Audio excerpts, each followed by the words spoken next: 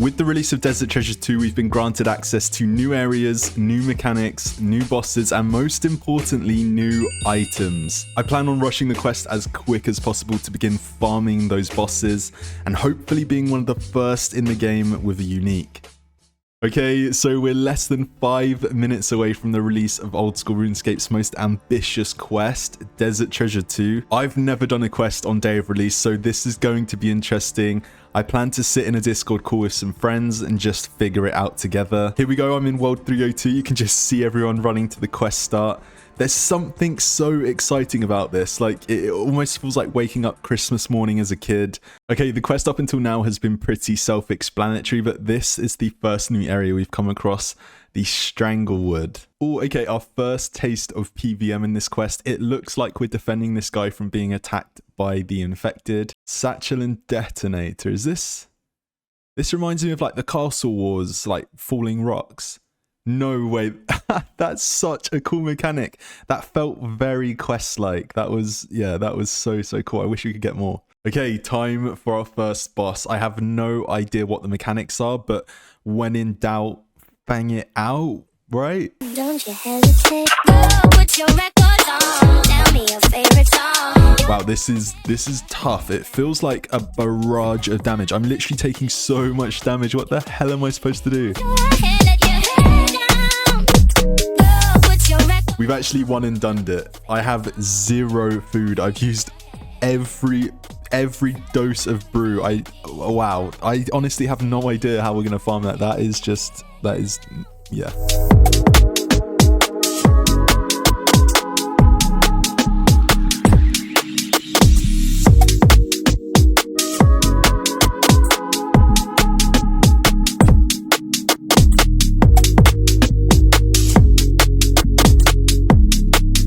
Yo, what is this attack speed? How are you meant to survive this? Okay, so trip number 2. I think I'm just gonna attempt to null the damage using Phoenix necklaces. I think that will cheese the kill enough to just sort of get past it. Oh, it's dead. GG, a lot easier with the Phoenix necklace, to be fair. Okay, so we return the medallion and we're now approaching the 3rd boss. We're in RuneScape's version of an escape room and I'm enjoying it so far. Okay, I don't know if it's because I'm doing this on day of release, but I have never been this excited for a quest.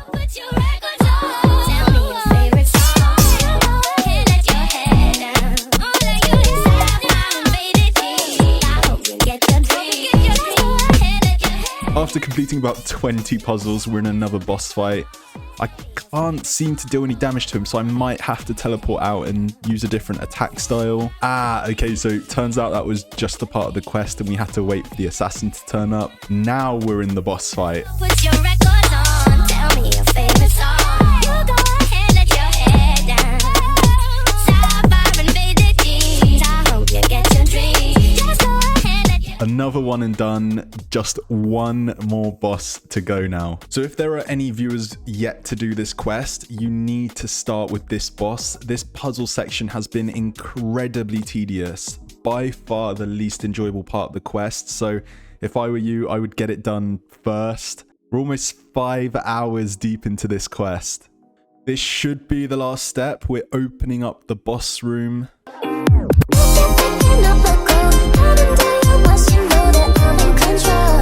Okay, I seem to lose my sanity and die instantly. I'm really not sure how to counter that. But as we've done with the other 3 bosses, let's just continue brute forcing it until we get it.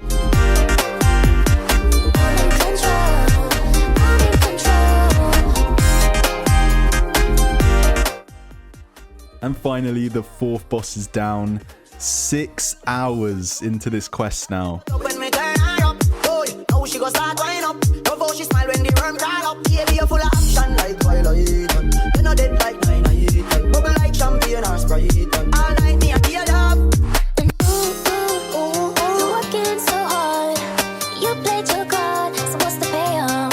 And that is Desert Treasure 2 completed. That was honestly so much fun. And we actually did it respectfully fast without a guide, about 6.5 hours. So the first boss we're going to learn and begin farming is Vardovis, who really knows. The quest version was pretty rough, and I hear this version is even harder, so let's just give it a go.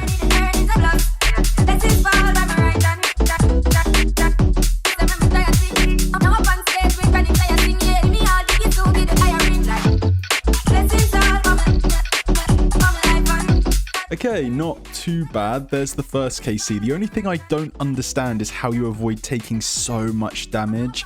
It feels like each of these bosses requires a bucket full of brews in order to survive. I want at least 50 KC before I move on to the next boss, so we've got plenty of time to fully dial in the mechanics.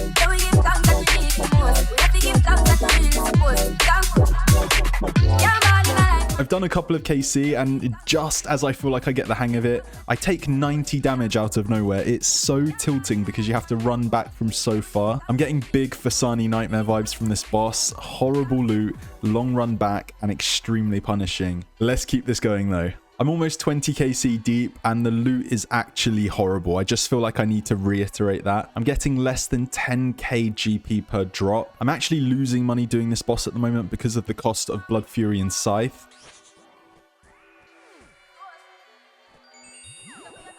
Ooh, okay, that's the strange tablet though, which I'm happy about because it means I can teleport directly to this boss. I'm getting a lot better now. I'm very consistently getting 2 kill trips and sometimes even 3 kills. There's 50 KC though. We managed a PB of 119, which isn't too bad. I've decided I'm going to move on to Duke. It's a bit different from other bosses in RuneScape, and I don't know, it just looks quite fun to me. So we're gonna get 50 KC everywhere. Let's move on to this boss.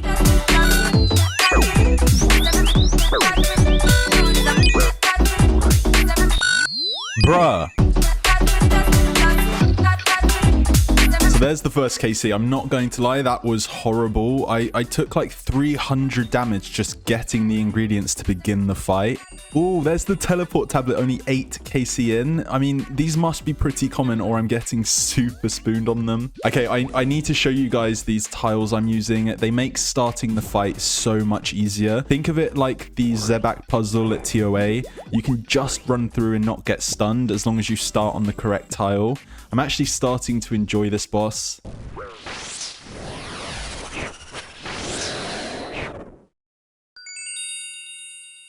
Oh my god, oh my god, no, oh my god, there's literally no way that this must be one of the first in the game. Oh my god, oh my god, oh my god.